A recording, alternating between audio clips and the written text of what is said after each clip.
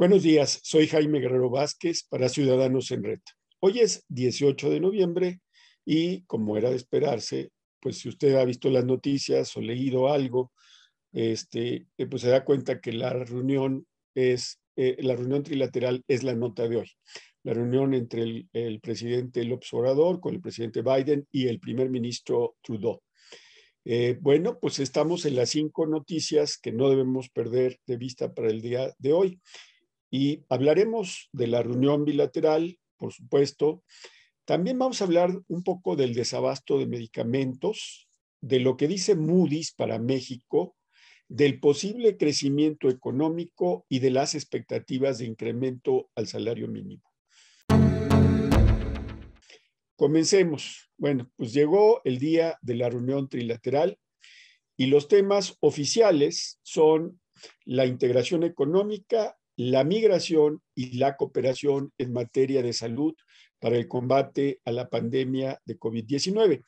Cada uno de estos 3 temas, digamos, se vincula a otros subtemas. Por ejemplo, el de la integración económica, pues se hablará de la industria automotriz. En migración se hablará pues de los flujos de Centroamérica y ahora México hacia Estados Unidos. Vamos a ver los resultados. Los horarios de la reunión son a las 11, se reúne el presidente López Obrador con Justin Trudeau en el Instituto Mexicano de la Cultura. A las 13:30, o sea, a la 1:30, se reúne el presidente López Obrador con Kamala Harris en la Casa Blanca. A las 3 de la tarde se da la reunión bilateral de López Obrador con el presidente Biden en la Casa Blanca. Y finalmente, a las 16:45, o sea, 4:45, está la reunión trilateral oficial. Recuerde que todas estas horas que le estoy dando, pues son horas de Washington, D.C., lo que significa, y que si Washington es una hora más, significa que en este momento ya está reunido el presidente López Obrador con el señor Justin Trudeau en el Instituto Mexicano de Cultura. Pues bueno, pues de más está decir que hay muchos reclamos, no pocos, sino muchos y fuertes reclamos, sobre todo de sectores de Estados Unidos, de México y de Canadá también, contra el presidente López Obrador. Estos reclamos provienen de congresistas estadounidenses, de cámaras empresariales y del propio gobernador de Texas, Greg Abbott, que exigen a Joe Biden una postura enérgica ante varios temas. Miren, congresistas pues demócratas y republicanos le mandaron cartas al presidente Biden, varios congresistas de los 2 partidos, y le piden a Biden que sea muy enérgico en la aplicación del TEMEC y la reforma eléctrica. Eso es lo que le piden. Las cartas fueron publicadas hace unas horas en varios de los medios norteamericanos pues más fuertes, ¿sí? Así que las cartas ya son conocidas del público norteamericano. También le están pidiendo una postura enérgica, no solo por la reforma eléctrica y el cumplimiento del TEMEC, sino también por la migración ilegal, sobre todo de parte del gobernador de Texas, que ya saben que suavecito no es. Y el trato de las empresas a las empresas gaseras de Estados Unidos en México. Igual, este es un reclamo del propio gobernador Abbott. Bueno, pues las cartas fueron publicadas, les decía, hoy y son, digamos, el preludio de la reunión. Sí, el presidente presidente López Obrador no prevé que trate el asunto de la regularización de los migrantes mexicanos, de los 11 millones de migrantes mexicanos. Ese tema no se va a tratar, no se va a tratar, y creo que México debería haberlo puesto sobre la mesa, por lo menos en el diálogo bilateral. Bueno, dice el gobernador de Texas que pese a los continuos esfuerzos de las compañías gaseras para trabajar con los reguladores mexicanos, hay múltiples instalaciones cerradas y bajo supervisión de la policía militarizada, dejando a las compañías de Texas y sus empleados en una situación insostenible, dice. Bueno, pero las controversias no solamente son hacia México, también Canadá y México tienen controversias contra los Estados Unidos en el tema de la industria automotriz. Los Estados Unidos tienen una lectura del porcentaje de componentes y México y Canadá tienen otra lectura. En fin, no entro en detalles, pero es una controversia que pues, se tiene que hablar en esta reunión. También se va a hablar dicen, del metano, y se va a hacer un compromiso para que se reduzcan las emisiones de metano en todo Norteamérica entre un 65 y 70% antes del 2030. Bueno, pues pese a las controversias, el secretario Marcelo Ebrard dijo que México va a obtener resultados positivos en la cumbre de líderes, que pues no prevé diferencias sustantivas y que si las hay, pues se van a poder arreglar. Él dice que temas como la agenda eléctrica, Cuba y el programa Quédate en México no están agendados. Eso dice Ebrard. Vamos a ver si es cierto. Yo veo difícil que no se hable el tema de reforma eléctrica. El de Cuba, supongo que no se hablará, pero pues vamos a ver cómo está. Lo que sí le puedo decir es que, pues leyendo y oyendo a muchos analistas, perdón, muchos esperan una especie de estate quieto de Estados Unidos y Canadá al presidente López Obrador. O sea, están esperando que le lean la cartilla o algo así. Y yo creo que las diferencias se han hablado en petit comité. Es decir, en estas reuniones bilaterales entre el presidente y los ejecutivos de Canadá y Estados Unidos, y en las reuniones en petit comité de las secretarías de Economía mexicana y sus contrapartes de los otros dos países y del secretario Ebrard. Yo creo que ahí se hablaron las diferencias y se han llegado a acuerdos, o al menos se han esbozado acuerdos. Yo creo que así es este tema. Y preveo que no habrá reclamos públicos, ni declaraciones altisonantes, ni nada. Pese a la molestia, sí creo que hay una molestia con las políticas mexicanas, pero no creo que se llegue a un reclamo público o alguna palabra fuerte. Yo creo que van a ser más los acuerdos, sobre todo en materia de salud y migración. En materia de salud, porque los Estados Unidos, pues evidentemente están interesados en que México sea mucho más enérgico en el combate a la pandemia y en el tema de la migración. Me queda claro que Biden quiere que México siga siendo su muro, porque que eso es lo que es México, y que se empiecen a hacer acuerdos de desarrollo con Centroamérica, sobre todo con los tres países que más migrantes aportan. Estoy hablando de Guatemala, El Salvador y Honduras. Bueno, pues eso es eso. Yo le repito, creo que no va a haber pues ni un estate quieto ni nada por el estilo.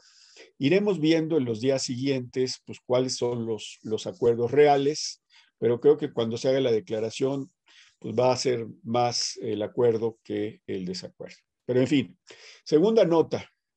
Le digo que íbamos a hablar del desabasto de medicinas. Los que hemos padecido este desabasto sabemos que se arrastra ya por 3 años, gracias a las políticas implementadas por esta administración. Durante un tiempo, cada vez que se le planteaba el problema del desabasto, el presidente decía en las mañaneras que no había desabasto, que todo era un complot de las industrias farmacéuticas. En una cosa que me pareció pues muy grave porque pues, lastimaba no solamente a los padres de niños con cáncer, sino a muchos enfermos, pues de diabetes, de los riñones, enfermos que necesitaban medicamentos y que no los encontraban en su clínica. Finalmente, pues ya la semana pasada el presidente dijo, ya enfadado, le dijo al secretario Alcocer, ya no quiero oír hablar más de desabasto, hay que resolverlo. Y bueno, pues el secretario Jorge Alcocer presentó un plan para la compra de medicamentos. Esta decisión de que los comprara la UNOPS, esta sección de las Naciones Unidas, fue muy, muy mala. Pero resulta que cuando se analiza el plan de Jorge Alcocer para la compra de medicamentos, ¿qué dicen los expertos? No yo, sino los expertos. Lo que dicen es que el plan de abasto de medicamentos no alcanza para cubrir el desabasto, ¿sí? que todo lo que pasa es que se van a comprar más o menos la tercera parte, un poco más de la tercera parte de los medicamentos que son necesarios en un año. Miren, en un año más o menos se necesitan 1.800 millones de piezas de medicamento, 1.800 millones. ¿Sí? Y la compra que está calculada son 670 millones, o sea, lo que le decía, un poco más de la tercera parte, por lo menos hasta el 5 de noviembre. Pero aunque lleguen, digamos, otras 700 millones de piezas de medicamentos en pues, mes y medio, menos de mes y medio que falta para terminar el año, pues lo que se prevé es que no va a haber capacidad para distribuir ese medicamento ni para consumirlo. Es decir, están pagando los errores que cometieron desde el principio. Bueno, me hago una corrección. Los errores del gobierno no los están pagando ellos, los estamos pagando nosotros, los derechohabientes que vamos a nuestra clínica y nos dicen, pues este medicamento no existe. Tercera nota. Estaba escuchando una entrevista en Heraldo Radio que le hizo Mario Maldonado a un señor que se llama Renzo Merino, que es vicepresidente de Moody's Investor Service, esta empresa calificadora. Y lo que decía Renzo Merino, pues uno dice, pues esos son temas económicos, ¿qué tiene que ver conmigo? Pues mucho, porque lo que dijo el señor Merino es que hay una desaceleración de la inversión privada. Y conste que la inversión privada en México es mayoritaria ante la inversión pública. Dice algo que podría dificultar 2021 y también el próximo año, dijo el señor Merino.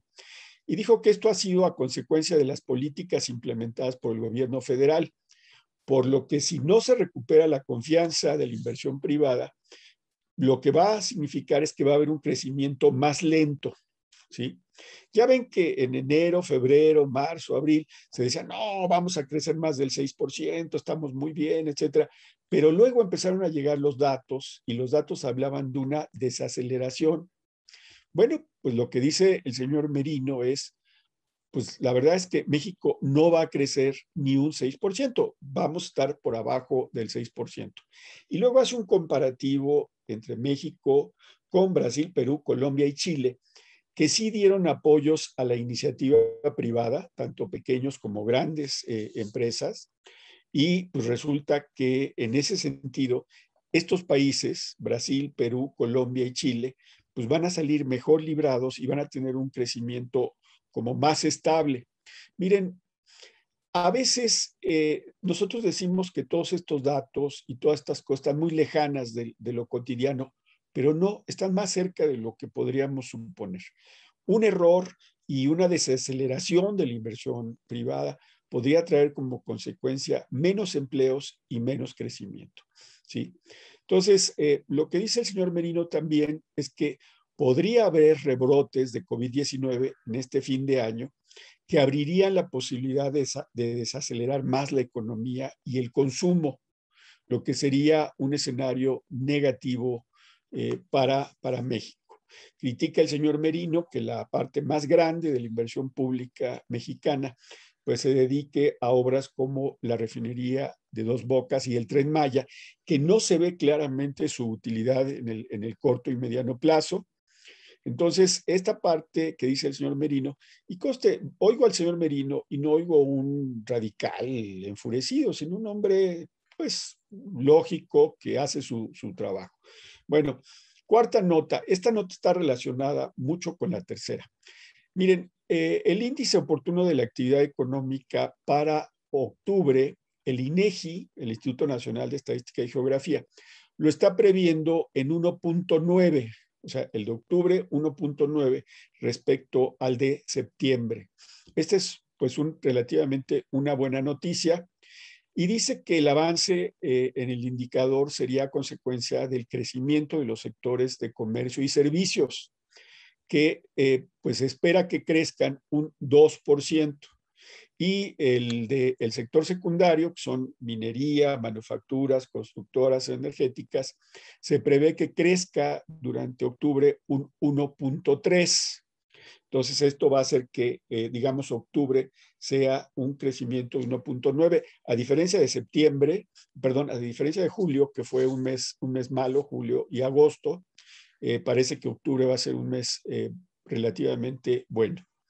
Pero bueno, también el INEGI ya no está esperando un crecimiento mayor al 6%. Está diciendo el INEGI que cuando mucho el PIB de México va a crecer entre un 4 y un 6%. Vamos a ver los datos y vamos a esperar que pues al menos tengan razón. ¿Sí? Bueno, y la quinta nota.